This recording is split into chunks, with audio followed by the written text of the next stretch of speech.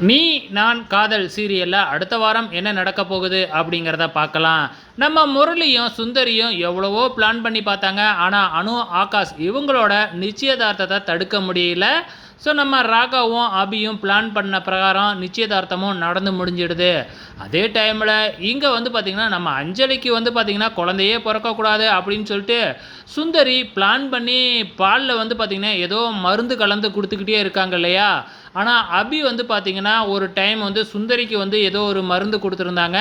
இத வந்து நீங்க சாப்பிடுங்க. இத சாப்பிடும்பொழுது பால் குடிக்கக்கூடாது. வேற எதுவும் சாப்பிடக்கூடாது அப்படின்னு சொல்லி தான் குடுத்துருக்காங்க. இப்ப சுந்தரி வந்து நம்ம அஞ்சலி கிட்ட பால் குடுத்துட்டு போறாங்க.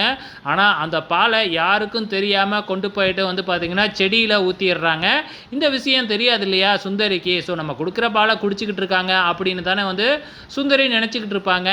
ஸோ இப்ப நம்ம அபியால வந்து பார்த்தீங்கன்னா, அந்த பால குடிக்காம அபி குடுக்குற மருந்த சாப்பிடுறதுனால, நம்ம அஞ்சலி கூடிய சீக்கிரமே வந்து பார்த்தீங்கன்னா, உண்டாக போறாங்க, கர்ப்பமாக போறாங்க. இதுதான் அப்கமிங்லயும் நடக்க போகுது.